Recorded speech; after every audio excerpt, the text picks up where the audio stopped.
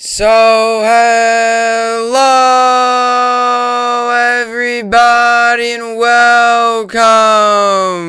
Yes, welcome back here about BSN Network. You get back here, BSN Network. This is the BSN Network podcast here today. It is Monday, February 28th. Hope for everybody's having a day so far and a good rest of their day yesterday. It is, in fact, Monday, February 28th here today, coming off another big weekend in the world of sports. We had a lot of great sports on over the weekend. As a fan, it was a little bit of a tough weekend for me. Kentucky took a tough loss away on the road in Arkansas against Arkansas. Rangers took a tough loss not only last night, but as well on Saturday. The Nets got a big win on Saturday against the Bucks, and they'll be back in action tonight. Front end of a back-to-back, a little weird scheduling kind of a nick in the schedule where they play the Raptors tonight at home and they play the Raptors tomorrow night in Toronto. So a little bit of a weird back-to-back, same team, home and away. So we'll see what they can do tonight against the Raptors and then tomorrow night against the Raptors. And it wasn't a great weekend for me, obviously, in terms of my results. I was very happy about the Nets win. It was a great win. It was a hard-fought win. It was a really just an all-around team, hard-fought, grinded-it-out type win. Kyrie Irving with a big night, 38, really led the way. And you had guys like Curry, Drummond, some big defense late by James Johnson, who you don't expect that much often. You don't expect to see that defense that he showed much at all. So, it was a good win for the Nets, but other than that, Kentucky took a tough loss. And, for Kentucky, we just got off to a slow start. You couldn't really regain yourself, and it just wasn't good from there. And that's really reality of it. Kentucky started off, slow. Arkansas really led the way, early. Note hitting some big threes, them hitting some big shots, them making some big shots. They got on rolls, they got on runs. Kentucky was definitely a little imbalanced early. Finished the half strong, came out in the second half, played much better, but it was just a little too late. And, they tried to come back again. It just did not work. And final couple possessions of the game just weren't good enough, specifically the last one. I believe it was Keon Brooks or something. Was it Keon Brooks taking a three? I don't know what it was. It wasn't a good look. It wasn't a good shot. Could have been a better play. Could have been a better look. At the end of the day, it was just, it's a physical team on the road, a tough environment. And Kentucky just didn't have it. They just were not playing their best. Wheeler had some rustiness early. Overall, it just wasn't our best performance. And even if we would have won, it was an ugly type of game. And, it just wasn't our best. So, take the loss, 75-73. You got to bounce back. Got Ole Miss coming up tomorrow at home. And then you finish out the year, I believe, on the road against Florida. So, and then look, you got the SEC tournament. And then it's March Madness. And tomorrow is the start of March. And that's when the craziness happens. So, really looking forward to that. And like I said, Rangers shut out on Saturday, lost last night. Just not good. Third and fourth line need help, and there's no other way to put it. I said it even, they are legit. I still say that, but they need some help. JT Miller, could be Claude Giroux, somebody like a depth piece. We need somebody that can boost our third and fourth lines. And Alexander Georgiev, the reality is he's not good. There's none of this, he's developing, he can be good. No, he's not good. So, two tough losses for the Rangers. They'll be back in action Wednesday. Knicks got crushed yesterday. I was rooting really hard for the Knicks. They just stink. So, Knicks took a loss. Nets on tonight. Knicks day off. Rangers day off. Rangers will be back in action on Wednesday. Knicks will be back in action on Wednesday as well. They'll be in Philly against the Sixers. Like I said, Nets on tonight. And the Islanders have a day off today. They will be back in action tomorrow as they continue their West Coast road trip in tomorrow. They shut out the Ducks last night. They'll be back in action tomorrow against the who is it? Is it the Avalanche? I think it's the Avalanche tomorrow. All right, so it's going to be a really quick podcast today, only about 15 to 20 minutes, just due to timing. I don't really have much time, so just trying to really sneaking this one in with my schedule and everything. So I'm going to only talk about one topic today. I'm going to try to keep my best. I'm not going to really talk, and I might read a little bit of this article, but I'm not going to really read too much into this article or anything. It's going to be a really quick video, really just me talking about the MLB lockout. So that's what we're going to get to. We're going to talk about the MLB lockout today. The ongoing lockout, the ongoing issues. I talked a little bit about it. I talked a lot about it, actually, on my Bubs Talking Baseball podcast that I do every Sunday on Apple Podcasts if you're interested in checking that out. So, obviously, the lockout continues. I'm really frustrated. Fans are frustrated. And I'm going to tell you why now. I've kind of shifted to the point of the owners don't care, and we've gotten to the point where it's clear as day. Rob Manfred doesn't care. So we're going to get to that. Want to get to the lockout, talk about really today's it. Today's the deadline. If they don't get a deal done today, there's games that are going to be missed, games are going to be postponed, and I've said it all along, things are going to go wrong for baseball. So we're going to get to the lockout, and we'll finish off with the New York sports update. Like I said, Nets tonight, Knicks day off, Islanders day off, Rangers day off. Kentucky will be back in action tomorrow. So not a whole lot going on tonight other than the Nets on this Monday night. You got some couple college basketball. You actually got a big college basketball game. Baylor, Texas. Baylor's on the road in Texas. So that's an interesting one. 21 versus 3 in the nation. Had a lot of upsets. The top 6 teams in college basketball this weekend got upset. Arizona, Gonzaga, I guess Baylor too. Was it Baylor? I know Kentucky. I forget who else. I can't even think of the next 6. Either way. That's just March. That's college basketball. That's what we got to expect come March Madness. Either way, a lot to get to here in this short amount of time. With all that being said, this is the BSN podcast, and let's get right into it. Alrighty, so as I mentioned, I talked a little bit about this yesterday on my podcast that I do every Sunday, Bubs Talking Baseball. If you want to check it out, it's just Bubs Talking Baseball on Apple Podcast. Yesterday, I had a good 40 to 50 minute video, audio. It's only audio. You listen to it. And I was really just talking about the lockout. So if you've already seen that, I'm probably repeating myself now because it's similar to what I talked about yesterday, kind of talking about it again today. And really what it's come down to for baseball is today's the day that they got to get a deal done. And, about a week or two ago, they set a deadline. If you don't get a deal done by February 28th, no ifs, ands, or buts about it, the season's going to get put on pause. The season's going to be put on hold. There's going to be games missed. There's going to be, delay. There's going to be a delay to the season. There's no other way to put it. And today is February 28th. It's the final day of February. Tomorrow, March 1st, which is supposed to be really when spring training gets going. Today is really where, we would be in the if all was good in the world of baseball, we would have spring training right now. We'd be talking about the Yankees and the Mets a whole lot, not only on this program, but also my podcast on Apple Podcasts. And we don't have that right now. And as a fan, it's super frustrating. I've said it over and over again.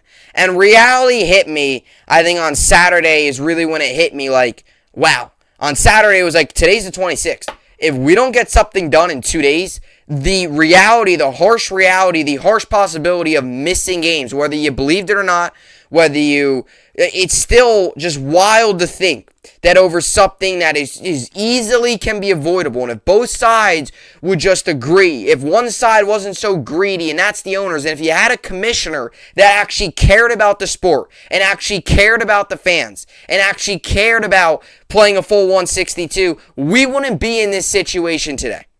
And that's my point. Rob Manfred is a complete joke.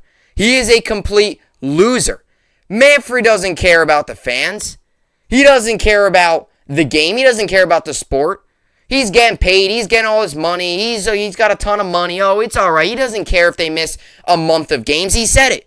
Owners indicated a willingness to miss a month of games. The owners don't care if they miss 30 games this season. They don't care if the season that's supposed to start March 31st starts in June. They don't care if there's a 60-game season again that happened in 2020 due to COVID. They could care less. Because they're still going to get money. They're still going to get paid. They don't care. Rob Manfred doesn't care about the fans. It's clear as day. And you could say that about other commissioners. Okay, fine. Say it about other commissioners. But specifically, Rob Manfred. Because if he cared so much about the sport, and he cared so much about the fans, and he really cared about playing a full 162 and making sure that this season goes as smoothly as possible and that this lockout ends, we wouldn't be in this situation today, where today is the absolute deadline. Like I said, no ifs, ands, or buts about it. No adjusting it. Today's the absolute deadline. If there's not a deadline when the clock strikes midnight tonight to go to March 1st tomorrow, no matter what happens, we're gonna miss games. Whether that's 10 games, whether it's 20 games, whether that's a week, whether that's 2 weeks, whether it's a month, whether we start a week into April, whether we play 150 games, whether we only play 60. We're going to miss some sort of amount of games if they don't get a deal done today. And the looks of it right now is there's probably going to be no deal done. There might be some belief out there that, maybe, I know there's some reports from John Heyman saying maybe there is, but I don't think there's going to be a deal done. I don't. And I recall I was on board. I was the one. This is where reality's really smacking me in the face right now. It's because it's like, the harsh possibility of not having baseball this year is really coming to life. And the harsh possibility of on March 31st, there is no baseball. We're just a couple hours away from that not happening. And that's the harsh reality. And I remember last season, we're in June, and even at the beginning of the year, people were talking about, what's the possibility of a lockout? What are the chances of a lockout? What are the chances that there's no season next year? And I was hearing all of that, and I was like, forget about it. And I'm sure many other baseball fans were in the heat of the moment. And then the lockout starts December 1st, and now we're all sitting here today with the real possibility of missing games. And it's clear that Manfred doesn't care about the fans, and Manfred doesn't care about the game and how many games are played. He doesn't care about that. All I got to tell you this, Manfred, is if you miss 30 games this year and the season starts in May, you're going to lose a whole lot of fans. Attendance is going to drop. TV ratings is going to drop. Look, baseball's not the sport it once was. It's not as popular as it once was. This only hurts it. This doesn't help it. This only hurts it. And it's because of you, Rob Manfred. And I got to back the players on this. Because the players, if there's a lockout, they're not going to get paid. So, Manfred and all them, it's all right, there's a lockout. And it's so obvious. They've showed no urgency. If they were so serious on getting a season and making sure that a full 162 games plus playoffs from March 31st into however long the World Series lasts, whether that's late October until whatever it is, whether it ends in October, ends in November, however long the season takes, if they really wanted to play a full season and really wanted to get out of this lockout, they wouldn't wait till the last possible week to do every single day they negotiate.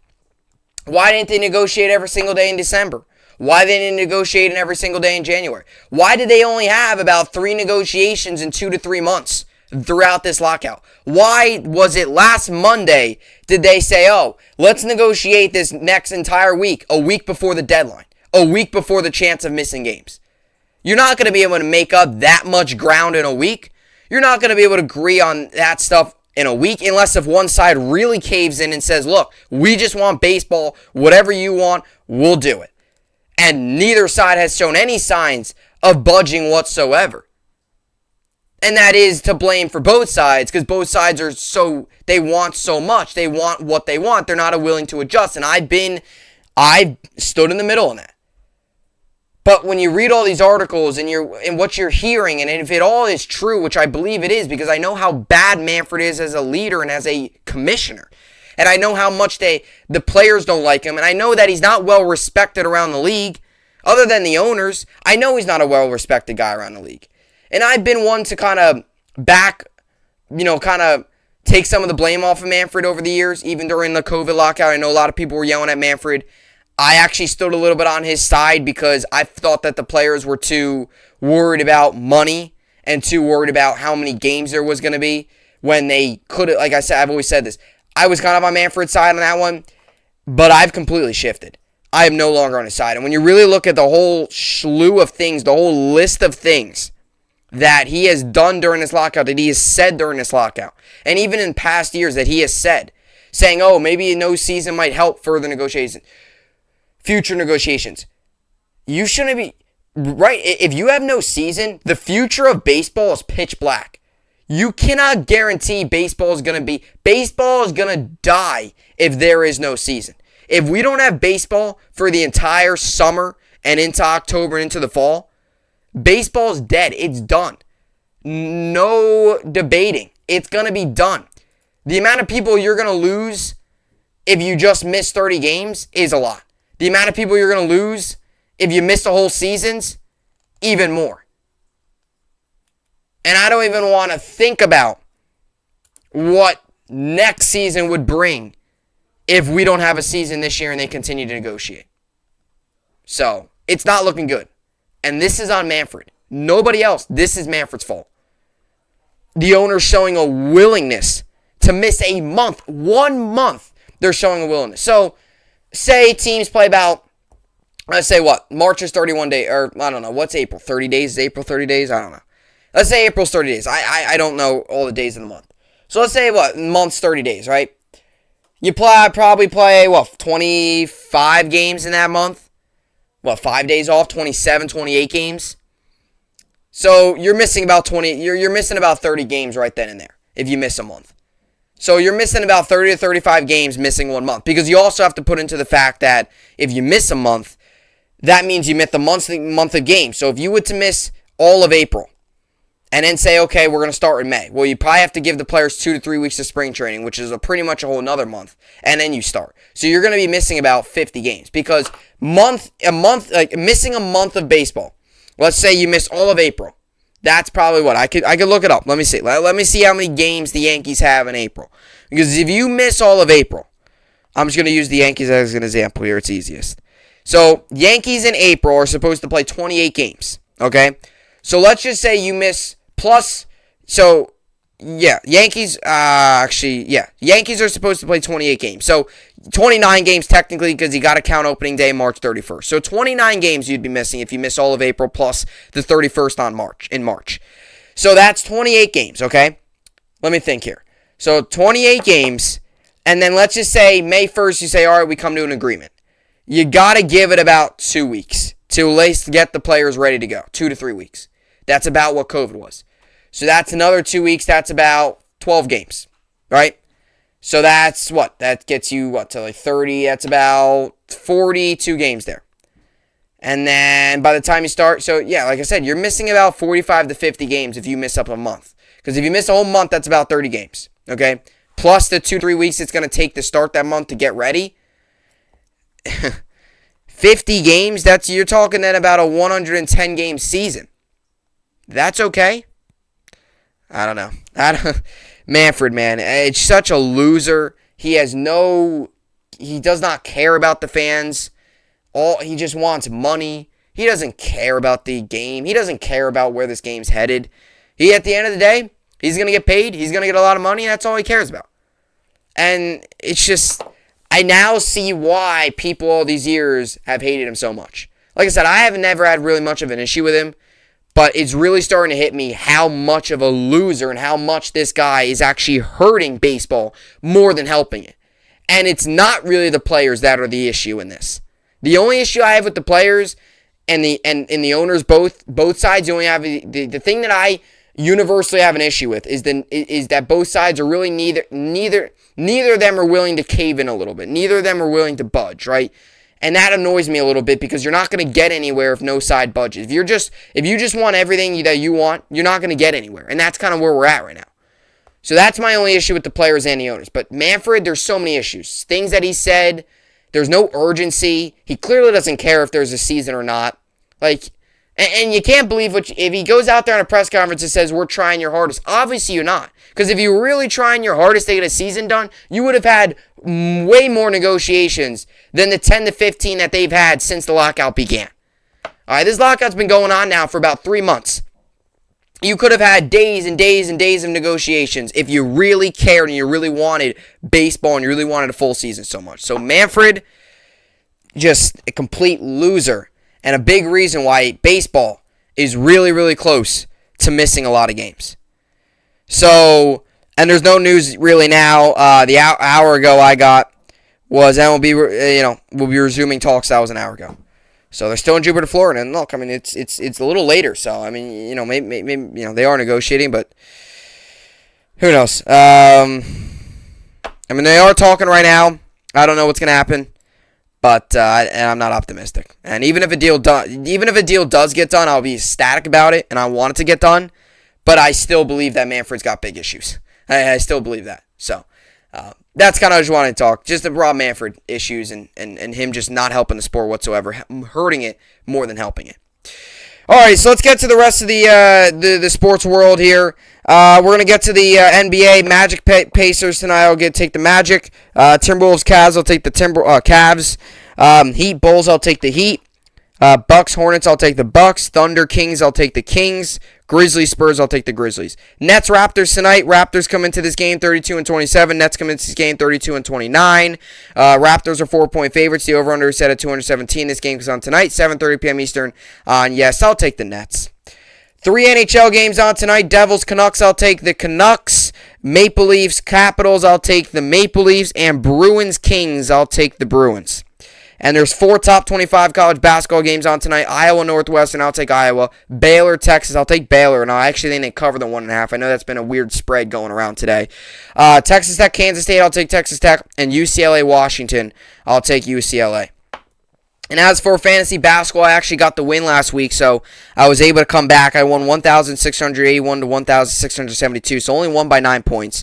Moves my overall record to 16-2, and got 2 regular season matchups left, and then we head into the postseason for fantasy basketball. Today I've got going Darius Garland, Buddy Hield, Miles Bridges, Rashawn Holmes, Desmond Bain, Kelly Oubre Jr., Segios Alexander, and John Morant. Some injuries updates for the guys who are in today. Holmes is questionable with a back against the Thunder tonight, and Garland has been ruled out tonight with a back injury as well. So hopefully those guys, at least hopefully Holmes plays tonight, and hopefully Garland's back sooner rather than later. Not only for the Cavs, but for the for my fantasy team, especially come playoffs and all that stuff.